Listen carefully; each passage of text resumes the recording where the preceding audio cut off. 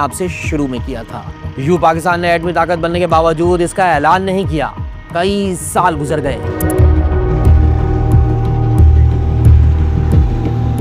11 मई 1998 को वज़ीर आज़म नवाज शरीफ काज़ाकिस्तान के दौरे पर थे। उन्हें एक परेशान कुन खबर मिली।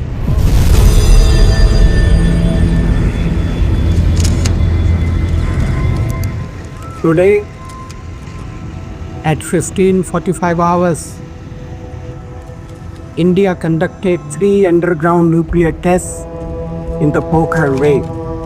खत्ते का माहौल अचानक बदल गया। एक तरफ नवाज शरीफ पर इंडिया को जवाब देने का प्रेशर था, तो दूसरी तरफ आलमी बरादरी पाकिस्तान को रोकने की सरतोड़ कोशिशें कर रही थी। समझे कुछ वैसी सूरत हाल थी जो हमने बुनियानुल मरसूस से पहले देखी। नवाज शरीफ का स्टांस वाज़े नहीं था। वो मिक्स सिग्नल्स दे रहे थे। कभी वो इंडिया को जवाब देने की बातें करते और कभी रिस्ट्रेंट शो करते। न्यूज रूम से लेकर ड्राइंग रूम तक, पार्लियामेंट से लेकर चाय के ढाबे तक, हर जगह एक ही बहस थी, क्या पाकिस्तान एटमी धमाका करेगा?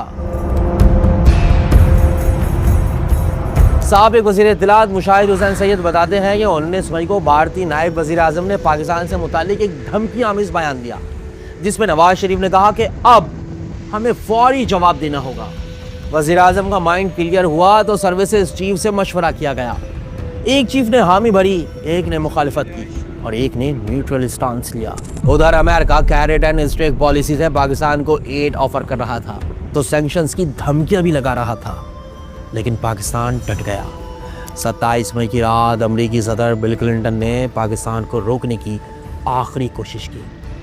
उन्होंने नवाज शरीफ से हॉटलाइन पर आधे घंटे बात की। इस कॉल में ऑफर भी थी और धमकियां भी, मगर पाकिस्तान के पास जवाबी तजुर्बात के सिवा कोई ऑप्शन मौजूद नहीं था।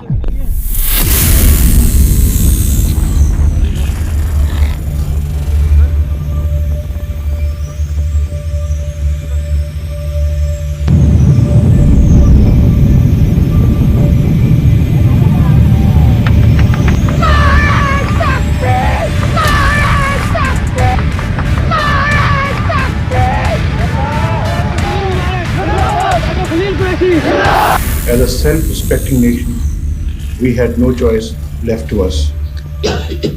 Our hand was forced by the present Indian leadership's reckless actions.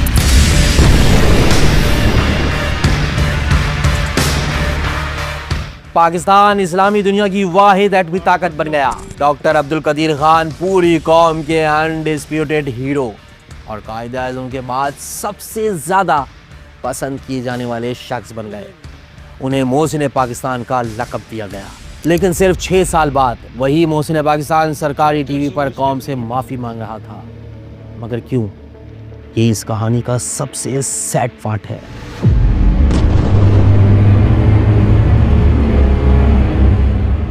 Iran के एटमी प्रोग्राम के मुतालिक आपने यकीनन सुना होगा। ईरान का दावा है कि हमारा न्यूक्लियर प्रोग्राम पुरअमन है, मगर दुनिया इस दावे को हमेशा शक की निगाह से देखती आई है।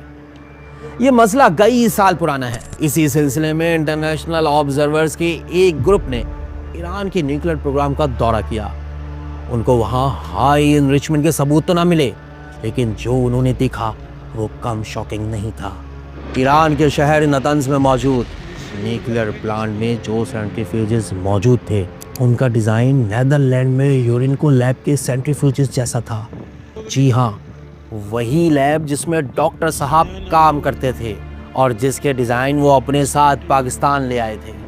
ऑब्जर्वर्स के जहन में एक ही सवाल था, क्या पाकिस्तान ने ईरान को एटम बम का फार्मूला दे दिया है? ये दुनिया भर की एजेंसीज के लिए खतरे की घंटी थी। प्रोजेक्ट 706 के तहत बनने वाला AQ खान नेटवर्क तो दुनिया की नज़रों में आ चुका था, मगर अब इसके मुताल्लिक एक ख़तरनाक सवाल उठ रहा था। क्या ये नेटवर्क अब पूरी दुनिया में एटमी राज स्मगल कर रहा है? दुनिया भर की एजेंसीज का फोकस अब यही नेटवर्क था। तहकीकात आगे बढ़ी तो पता चला कि AQ खान की महारत से लीबिया, ईरान और हत्ता के नॉर्थ कोरिया भी फ़ायदा उठा रहा है, और ये सब उन्हीं डिज़ाइंस और टेक्नोलॉजी से एटम बम तैयार करने वाले हैं। ये खबर किसी एटमी धमाके से कम ना थी। आलमी बरादरी ने पाकिस्तानी एटम बम को तो कड़वी गोली की तरह निगल लिया था, लेकिन स्मगलिंग का ये नेटवर्क इनके लिए टू मच था।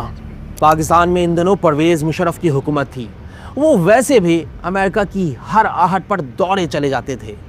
ये तो फिर एक सीरियस मामला था। मुशर्रफ के सामने न्यूक्लियर राज फैलाने के सबूत रखे गए तो वो बैकफुट पर आ गए। इतनी बड़ी मुझे एम्बेरसमेंट इसकी वजह से उठाई कि मेरे ख्याल में अगर कोई मेरे से पूछे कि मैं वो you most embarrassed it was when I was shown, मैं कहता फिर रहा हूँ कि नहीं हमारे तो हमने बड़ा ही कस्टोडियल कंट्रोल किए में कोई नहीं यहाँ निकलेगी यहाँ से टेक्नोलॉजी। तो जब ये सारा कहलवा दिया तो मेरे सामने एक फ़ाइल रखी गई कि ये ज़रा प्रेसिड if you don't mind can you look at this. वो देखा तो मेरे पसीने जो उधर सारे सिग्नेचर्स लगे हुए KRL के, तस्वीरें बनी हुई हमारे सेंट्रीफ्यूज से। अब सवाल यह है कि क्या AQ खान का नेटवर्क हुकूमत की मर्जी के बगैर चल रहा था? डॉक्टर खान हमेशा यही तासुर देते हैं कि उन्होंने इल्ज़ाम अपने सर लेकर कौम को बचा लिया। कॉमन सेंस भी यही कहता है कि इतना बड़ा नेटवर्क हमारी एजेंसी से कैसे छुप सकता था। लेकिन ये बात भी अपनी जगह हकीकत है कि किसी कायदे कानून और हुदूद के अंदर रहकर काम करना AQ खान के मिजाज के खिलाफ था। हुकूमत को इत्तला दिए बगैर अपनी मर्जी से डील्स करने की AQ खान से बिल्कुल तवक्का की जा सकती थी।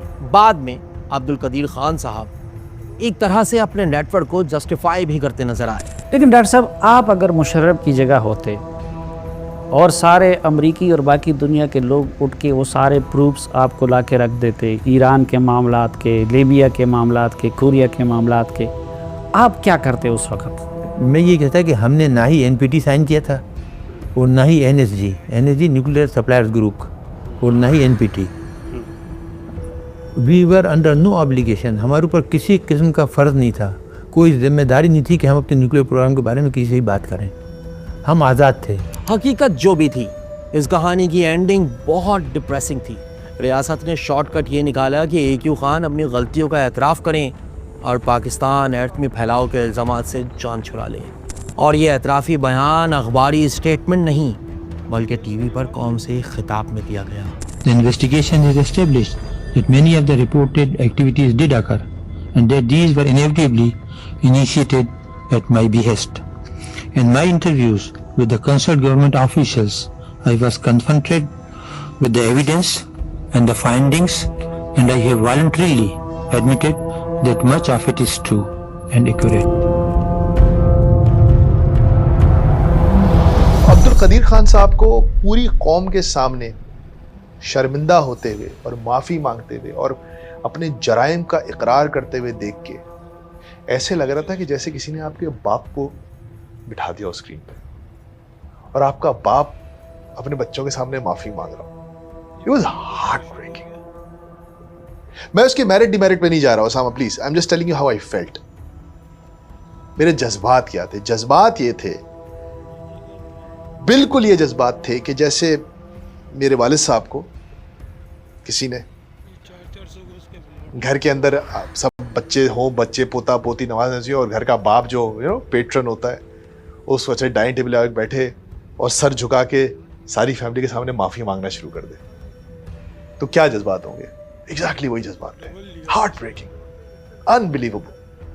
और मुझे याद है वो स्पीच खत्म होने के बाद ना न्यूज़ रूम में खामोशी और सन्नाटा था। वरना ना जब भी कोई ऐसी खबर होती है तो एक वो होता है ना कि अरे यार अब ये करो, ये करना है, लेकिन ना all of a sudden everybody like